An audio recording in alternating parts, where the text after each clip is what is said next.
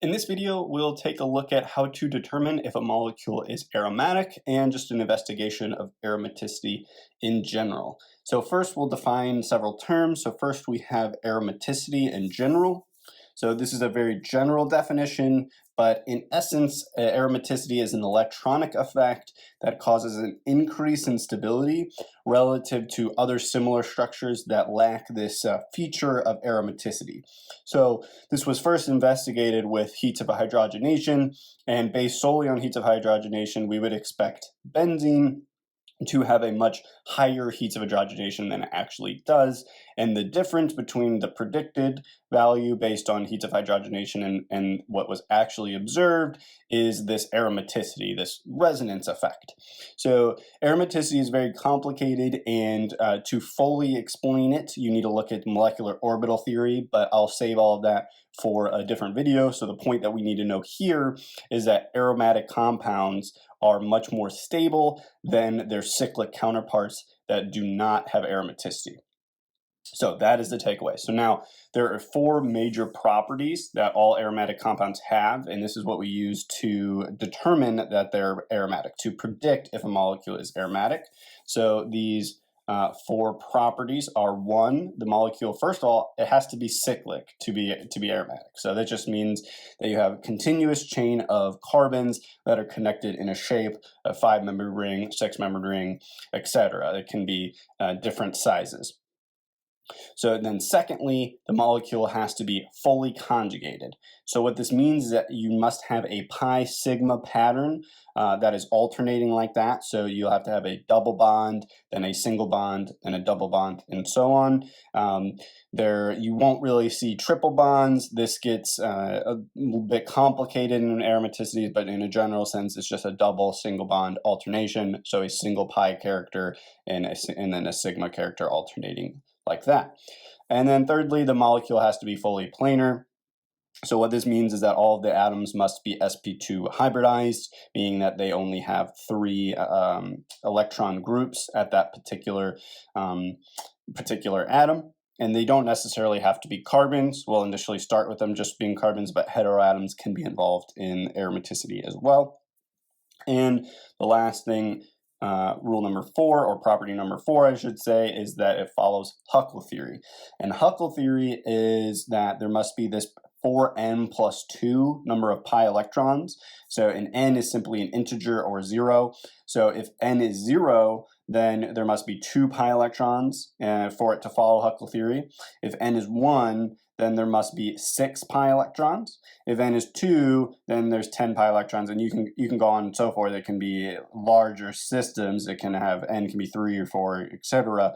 But you have to have this pattern. So either 2, 6, 10, 14, and so on, number of pi electrons. And this will make the most sense when we look at specific examples applying these properties and how to detect if they're present in a cyclic structure or not.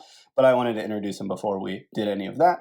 And then the last thing to mention is anti-aromaticity, and this follows all the same rules as above. So it must be cyclic, it must be fully conjugated, it must be completely planar, and then instead of following Huckel theory, it follows this 4n pi electrons. So instead of having 2, 6, 10, that would be aromatic.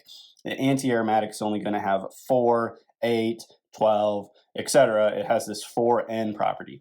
And what anti-aromatic is basically, it's the same type of electronic effect that we see in aromaticity, but instead of stabilizing the molecule, it destabilizes it equal to the amount that the aromaticity would stabilize it. So in essence, this is much more unstable than the heats of hydrogenation would expect for a molecule that had this anti-aromatic property. And then the very last thing to mention is there is this idea of non-aromaticity, and this is simply that it doesn't follow either of these criteria. So the molecule could be lack fully conjugation, for instance, and if that was the case, it would not be aromatic or anti-aromatic. So the most accurate thing you could call that molecule would just be non-aromatic. All right, so here we have several questions. So first of all, our first set of questions is going to be determine if the molecules are aromatic, anti-aromatic, or non-aromatic. So again, remember that aromatic has these 4 properties that the molecule must have. Same with anti-aromatic with the 1 substitution of the 4n electrons instead of 4n plus 2. And then non-aromatic is it doesn't fall in either of the other criteria, the aromatic or anti-aromatic criteria. So it is simply non-aromatic. That is just the term that we use. So let's go through our checklist. So the first property that this would have to have for it to be aromatic is it must be cyclic. Secondly, it must be planar. And thirdly, it must be fully conjugated. And lastly, it must follow Huckel theory, which is 4n plus 2 pi electrons.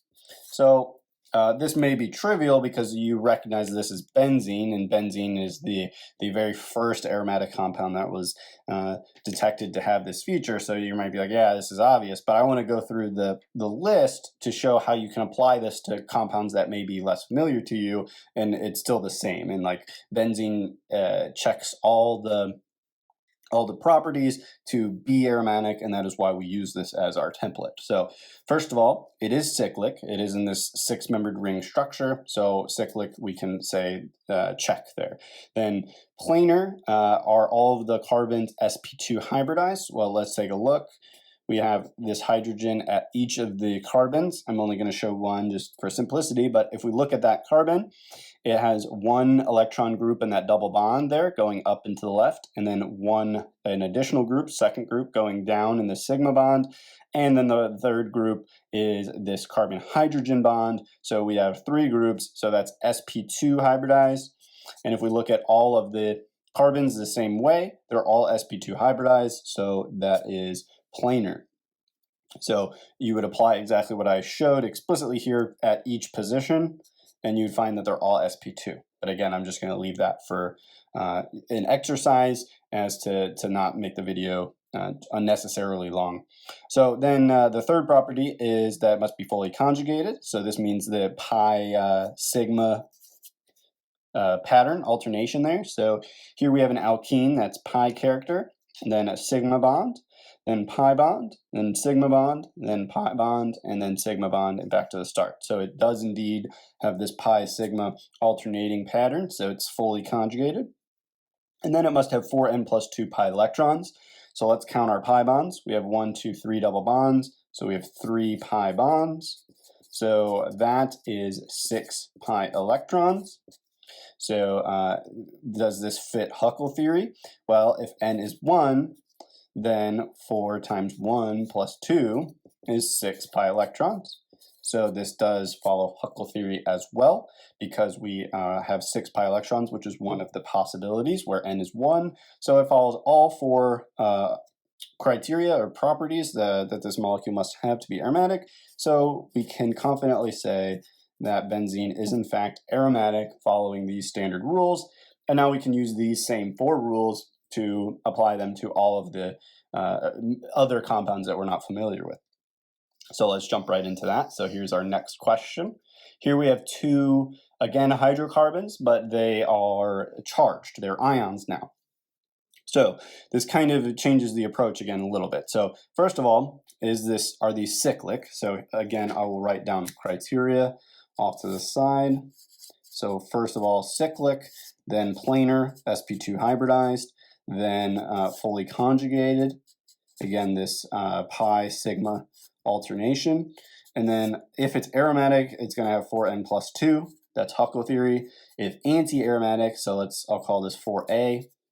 This is anti-aromatic, that would be 4n pi electrons. All right, so let's go through this list. So are they cyclic? Yes, they're 5-membered rings, so no problems there. Are they fully planar? Well, this one's a little bit harder to assess. So let's start with the carbocation here. So again, all of these are sp2. All of the alkene hydrogens, the alkene carbons rather, that have just the 1 hydrogen are sp2. They're just like the benzene molecules. But now we have to look at the carbocation, right? So in order for this carbocation to have a charge, it must only have 1 hydrogen. because if it had 2, it would have no charge, right? So here we have 1, 2, 3 groups. This is sp2, so this is in fact planar, because even though it doesn't look like we have that one planarity there at the carbocation, due to the presence of the charge, it's actually why it is planar. So that one is planar. I'm going to save the carbanion here for after we solve this first one. So then, is this fully conjugated? Well, we have pi sigma sigma pi sigma, so we don't have that pi sigma alternation. So you would think that this is not fully conjugated, but you would be wrong, and let me explain why. There is resonance for this molecule that complicates this, right? So I'll show one structure. If this goes here, then we are creating this new sigma bond. The other one stays exactly in the same spot. That puts the carbocation here now.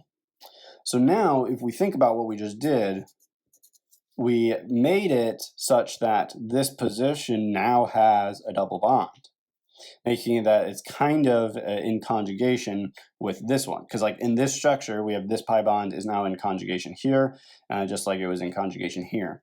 And then you can draw the last structure,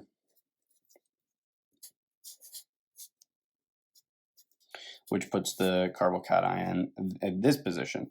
So now again, now these are in conjugation.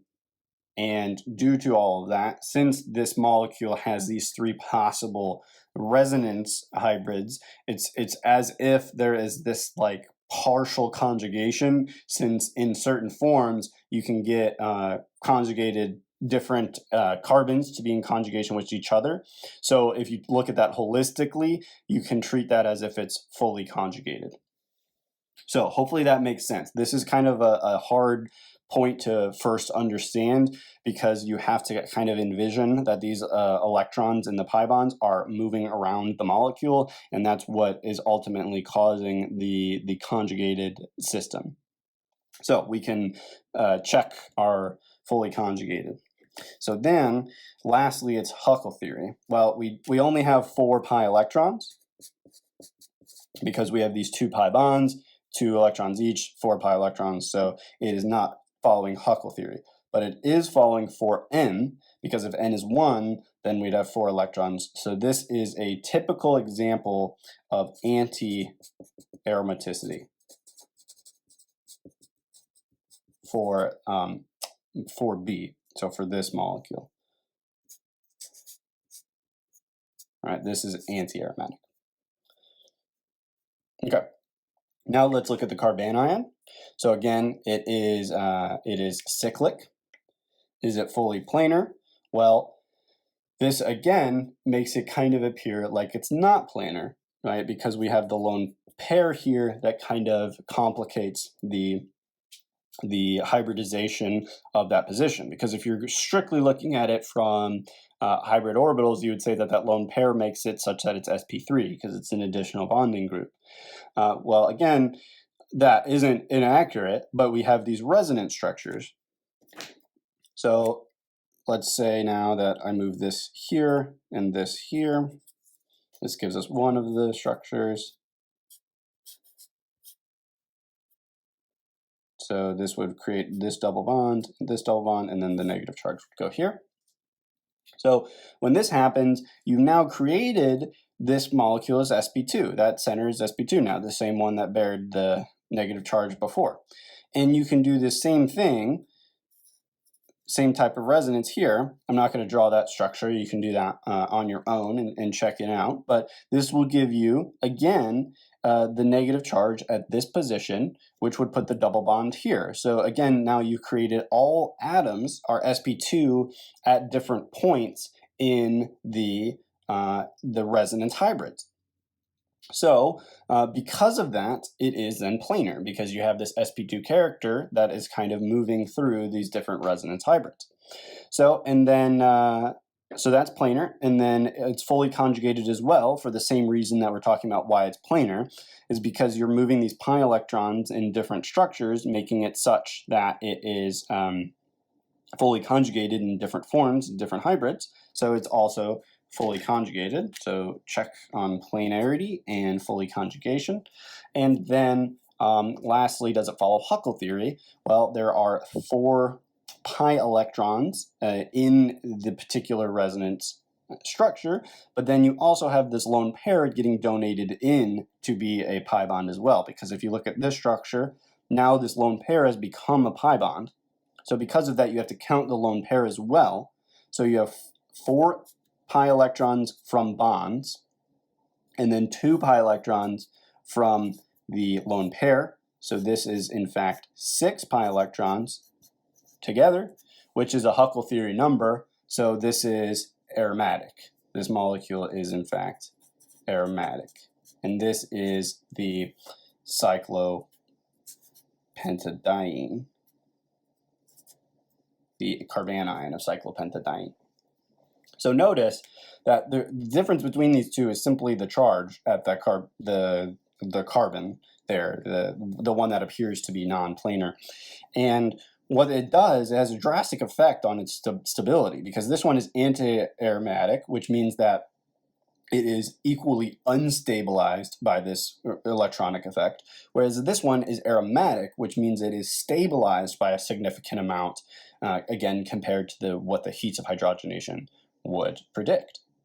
All right, here we have another set of questions. So again, let's just jump right into it. So I'm not going to write down the particular properties now. I'm just going to kind of talk through them just to save a little bit of space here and remove some clutter. So here, this is cyclic. So we can right away say that it's cyclic, and I'll just say CY. That's check. 2, is it fully planar? Well, it is, and again, for the same reason that we talked about before, due to all the resonance structures that can occur here, it would make it such that this carbocation can move around, and this is sp2 because we only have 1 hydrogen here. So any way you look at it, it is planar when you consider all the resonance. And then thirdly, is it fully conjugated? It is, again, when you consider the resonance, because it will make it such that this pi bond, the pi bond and the positive charge can move around in the molecule, which will ultimately lead to this resonance hybrid that does have fully conjugation. And then lastly, does it follow Huckel theory? So 4n plus 2 pi electrons. Well, here we have 1, 2, 3 bonds. That is 6 pi electrons, which is where n is 1. So this is in fact aromatic. Okay.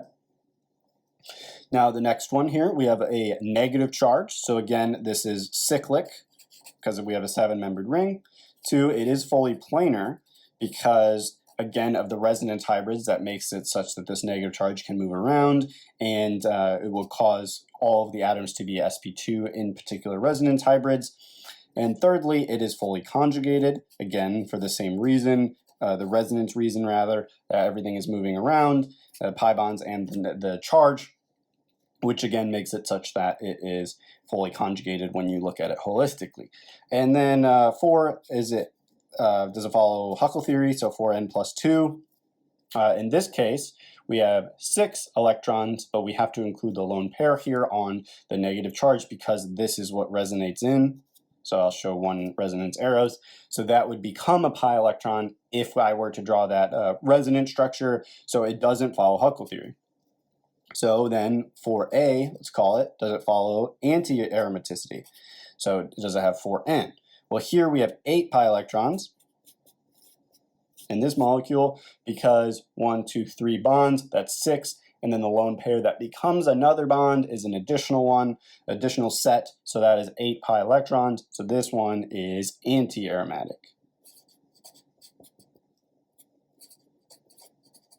So again, the charge makes a huge difference. And the reason I put these 2 examples compared to the other ones is that you can't just look at the charge and say if it's aromatic or anti-aromatic, because this one has a positive charge, which is aromatic. This has a negative charge, causes it to be anti-aromatic. And if you looked at the previous example, our 5-membered ring with the positive charge was anti-aromatic, and the 5-membered ring with the negative charge was aromatic. So there's no consistency there with the charge. You just have to look at the problem and go through the list here like we've done. All right, so that's that one. Next, let's look at this one. Is this cyclic? Of course, it's a three-membered ring, so we are good there. Is it fully planar? Again, it is because of resonance and the carbocation is sp2. 3, is it fully conjugated? This one's a bit tricky, but it is fully conjugated because all we have here is a pi sigma. So however you look at it, it is alternating. It's just we don't have this extended alternation like we normally expect, but we do have the pattern. So it's still fully conjugated.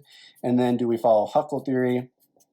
Well, in this case, we have one pi bond, and there's no lone pairs or anything to resonate in. So this is just 2 pi electrons. This isn't a Huckel theory number if n is 0. So this is aromatic.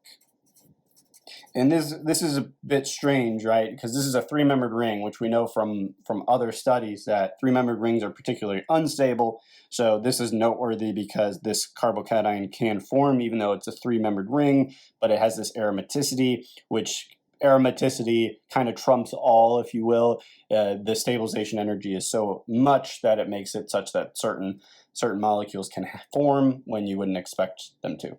So that is that. Next, let's move to our next set here. This is now looking at heteroatoms instead of just hydrocarbons or charged hydrocarbons. So what we have here is lone pairs on all of these. The nitrogens have just one. And there is I missed this in my drawing. There must be a hydrogen there. We'll talk about why that has to be the case when we get to it. But first, let's look at this molecule here. So again, go through the list. Is it cyclic? Of course, it's a 6-membered ring. 2, is it fully planar? Yes, it is. The nitrogen, even with the lone pair, is sp2 hybridized. 3, is it fully conjugated? Yes, it is, because we have, again, the same pattern of pi, sigma, pi, sigma, pi, sigma. And then 4, does it follow Huckel theory? In this case, we have 6 pi electrons because we have 1, 2, 3 pi bonds, 6 pi electrons, and the lone pair on the nitrogen does not resonate in this case.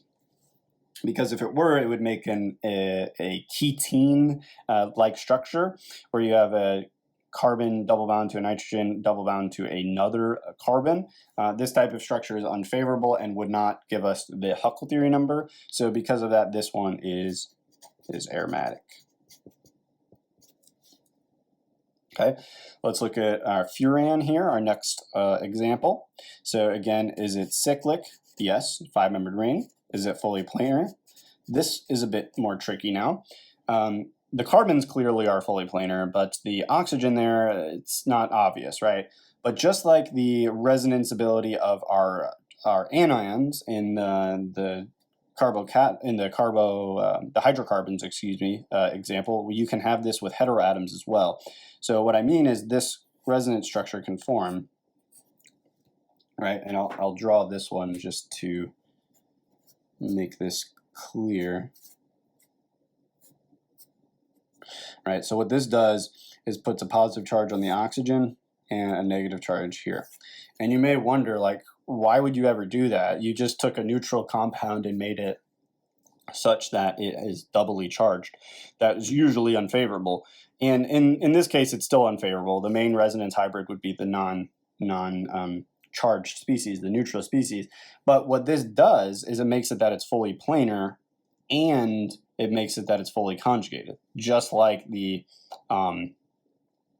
our carbocations, our 5-membered ring with the carbocation, where in different forms we have certain lone pairs or certain pi bonds that are moving around, which is causing the increased conjugation and the extension of the planarity. So because of that, it is fully planar and it is fully conjugated.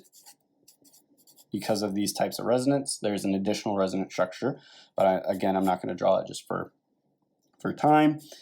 But here now, does this follow Huckel theory? Well, 2 pi bonds, so that's 4 electrons, and then again, the lone pair resonates in, becoming a pi bond in this particular resonance structure, so that counts as well. So this is then 6 pi electrons, which follows Huckel theory. So this is aromatic. I'm going to use a different color here since we're a little bit out of space, but this is aromatic as well.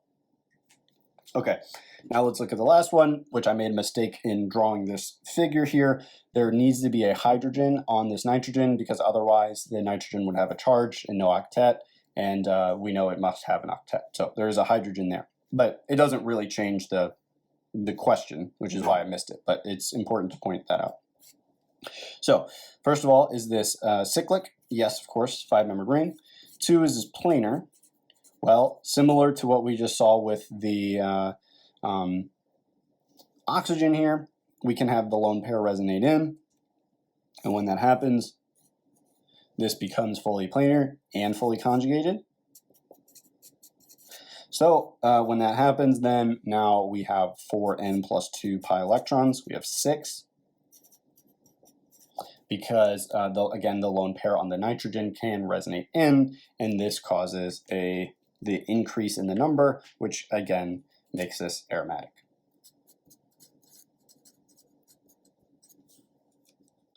All right, here is the next set of questions. So these are bicyclic compounds. They have 2 cyclic features in them. So we're going to take a look at how we determine aromaticity for this. So the rules are exactly the same. The way that we approach this is we look at the molecule together. So what I mean is we have to consider, is the whole thing cyclic? So we have 1 cyclic feature, 2 cyclic features. So this is, it's cyclic, so it follows the first rule. Secondly, is it fully planar? Well, we have sp2, sp2, sp2, and so on. They all have just 1 hydrogen at this position. Or, excuse me, this doesn't have a hydrogen at all. But all the other positions that aren't fused have a hydrogen. Right, so this was an important mistake to make here. So notice this carbon here has 2 bonds in this double bond, so that's 2. 1 to this carbon, that's 3. 1 to this carbon, that's the 4th bond, so that carbon cannot have a 5th bond to a hydrogen, right? So avoid that mistake that I made there. So that's planar. They're all planar. They're all sp2 hybridized. And then 3 is a fully conjugated.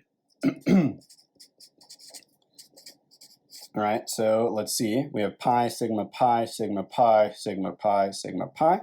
So it is fully conjugated. And then 4, does it have Huckel theory? So now there's a little bit of debate here, and it depends on the molecule. But traditionally, the way to approach this is to look at the total number of pi electrons in the bicyclic structure together, and if that follows Huckel theory, then it's aromatic. But there are a couple papers that are looking at this from a computational point of view, and there are some molecules that have like anti-aromatic features, because if you look at the single cyclic structures, they would have anti-aromatic properties, and then that can affect this. But traditionally, and what you're going to be expected to see in a traditional exam, unless this was like a challenge question or something where they explain what I just said, you're going to look at it the way we're going to look at it here, where you just count the total number. Okay, so hopefully that makes sense. But what I mean here, how many pi electrons do we have? Well, we have 5 bonds, right? So that's 10 pi electrons. Right, so Huckel theory, if n is 2, there would be 10 pi electrons, so we would say that this is aromatic. However, if you were to just look at like this molecule by itself, right, this has 4 pi electrons. This is sp2 if you considered this extended bond here, so you could make an argument that that's anti-aromatic. But we're going to use the more traditional approach and just look at the total number in the bicyclic structure. So this is aromatic. So hopefully that's clear. So, and then our last structure here, if we look at this, again, is this cyclic? Yes, of course, it's bicyclic here. 2 is a planar. Well, it's not actually, because we have a sp3 hybridized structure here. There's no real way to resonate for either of these to become planar, right? So if you imagine this resonance structure, we're going to put too many bonds at that position there, so that's impossible. So it's not planar, and we can just stop there. If it's not planar, and there's no way to make it planar by like resonance or anything, It can't be aromatic or anti-aromatic, so this is simply non-aromatic. It doesn't follow any of our rules, and we move on. That's the most descriptive we can be. All right, here's the very last question of the video. So we're asked to draw the most stable resonance form of calicene, which is this molecule here. So typically, you would just expect that this would be the most stable resonance form because any other resonance form that you can draw is going to make it such that there are charges. But let's consider one, and I'm going to choose one special, I guess, one particular version here. If we move this like so, does this do anything? Well, let's see. What this is going to do is put a positive charge on this 3-membered ring there and a negative charge on the 5-membered ring carbon, right? Because we just moved both electrons here, which there's a lone pair on that carbon. That is why there is a negative charge. So when we do that now, let's look at our Huckel theory rules, or our aromatic rules in general. So first of all, it's still cyclic. It was to begin with. Now it's fully planar. It was before it as well, because all of these are sp2 hybridized. But again, due to this resonance structure, that's why it's fully planar. Is this fully conjugated? Well, it is. Again, from this resonance structure, we have all the full conjugation, so we can move that pi bond into the that character there. And then, does it follow Huckel theory? Well, if you look at it in the traditional approach, it does not follow Huckel theory, because the traditional approach, you would count all the pi bonds, you would include that lone pair because that's involved in the full conjugation. So you would say that this would have 8 pi electrons, and then it doesn't follow Huckel theory. But this is one of those cases where if you look at if you look at the structures separately, which in this case you absolutely have to because they aren't fused. So this is an incorrect representation. Right, there are 8 pi electrons, but there's 6 in one set and 2 in the other. So what this means then is you have to assess the Huckel theory of both rings independently. So let me redraw this. Slightly bigger here. So if we look at the bottom ring now, there's 6 pi electrons because we have these 4 that are involved in the bond, the 2 bonds, and then this can resonate in. The lone pair can resonate in. So if this were to go here, form that double bond, and then what this is going to do is put a pi bond between these 2 carbons, and then a negative charge here, which that's why we have that involved in the number. So that is a Huckel theory number. So that part is aromatic. So this bottom ring is aromatic. And then the same thing for the top one. It is also aromatic because now it has 2 pi electrons, because of the carbocation does not contribute, there's no electron there. So this is in fact the most stable resonance form because you have this aromaticity. And this is very interesting because this carbocation, that carbon lacks an octet, but the increase in aromaticity increases the stability so much that it doesn't even care about the lack of an octet. The aromaticity being present is more stabilizing than the lack of an octet is destabilizing. So in essence, the aromaticity, since we have 2 features here that are aromatic, it kind of wins and overall stabilizes the molecule more than the initial structure. So because of that, this would be the correct answer. And let me redraw it again just to avoid the arrows that I had there. So here would be the structure. So that is all I have for this video. I hope you found it useful. If you did, please leave a like and subscribe to the channel for more content like this. If you have a question or a topic suggestion, please feel free to comment it down below and I will get to it as soon as I can. But with that, I hope you all have a great day and I'll see you in the next video.